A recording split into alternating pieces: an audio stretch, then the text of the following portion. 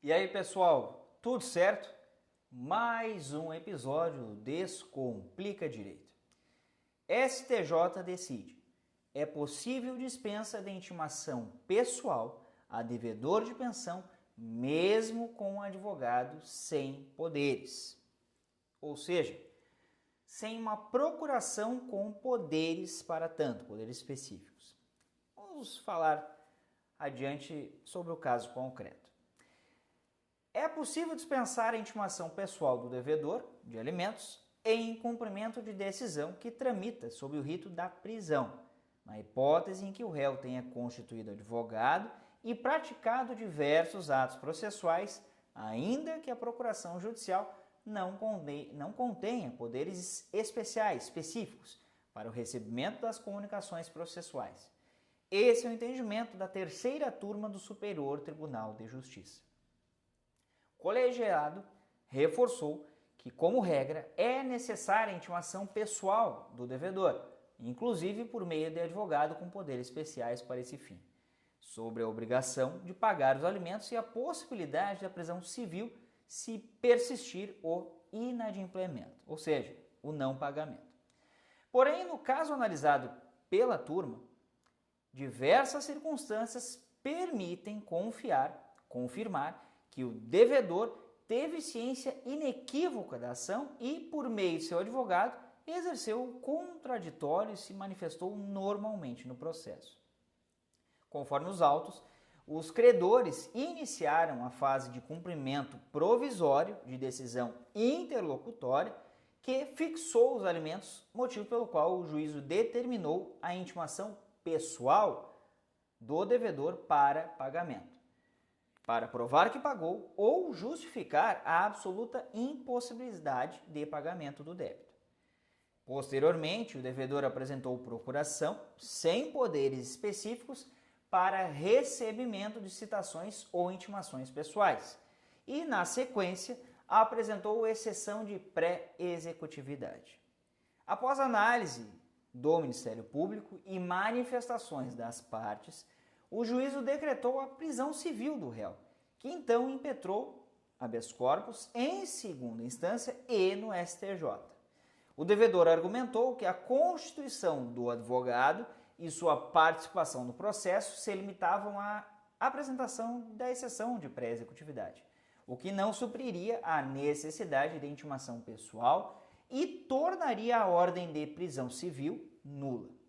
A ministra Nancy Andrighi, relatora do HC, citou o precedente do STJ, que diz: a Corte Especial reconheceu o comparecimento espontâneo do réu em casos de apresentação de embargos à execução ou exceção de pré-executividade, mesmo sem poderes específicos na procuração.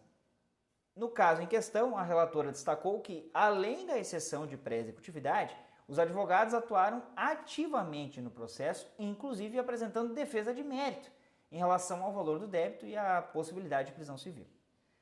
Aplica-se, por analogia, o previsto no artigo 239, parágrafo 1º do Código de Processo Civil, em razão do comparecimento espontâneo do réu e a prática de diversos outros atos processuais.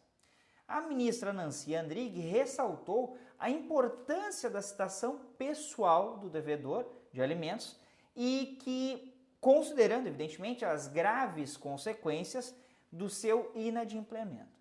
Entretanto, observou que, no tocante às intimações no decorrer do processo, relativas às parcelas da dívida alimentar, que se vencerem no curso do cumprimento de sentença, poderão ser validamente efetivadas na pessoa do advogado por ele constituído. O que é interessante destacar aqui, e aí, evidentemente, trazer, nessa concepção, a citação do réu, ela necessariamente, com o primeiro ato do processo, ela precisa ser pessoal. Por quê? Porque a consequência, em razão do descumprimento, do não pagamento, pode ser a prisão civil. Em regime fechado, não esqueça, lá previsto no CPC, a partir da mudança que ocorreu, evidentemente, do CPC de 2015, Código de Processo Civil. Agora, as demais intimações, contando inclusive que é cumprimento de sentença, tendo o advogado constituído nos autos, não se faz necessário que o devedor, que o executado, ele seja, aí no caso, intimado pessoalmente. Até porque isso obsta ao cumprimento da própria execução. Vejam que quando se trata de execução de alimentos, já se tem uma sentença, não se está discutindo. Evidentemente, pode-se apresentar embargos à execução, exceção de pré-executividade, como foi o caso, mas a intimação, nesse caso ser pessoal, aí já é demais e, obviamente, contraria todo o sentido do processo pessoal, do processo civil. No caso, de modo geral, do processo ser célere, ter economia processual e ter efetividade nos atos processuais. Muito interessante essa decisão. Evidentemente que os autos não foram divulgados, né, a numeração em si, mas é muito importante essa decisão da terceira turma do Superior Tribunal de Justiça. Certo, pessoal? Não se esqueçam de se inscrever no canal, de deixar o like, de ativar o sininho para receberem notificações de novos vídeos, de comentarem e compartilharem o conteúdo. De nos seguirem lá no @descomplicadireito01 no Instagram, no formato podcast, no Spotify, e também de se inscreverem nos nossos canais, tanto do Telegram quanto do WhatsApp. Certo? Era isso por hoje, um abraço a todos e todas, até mais.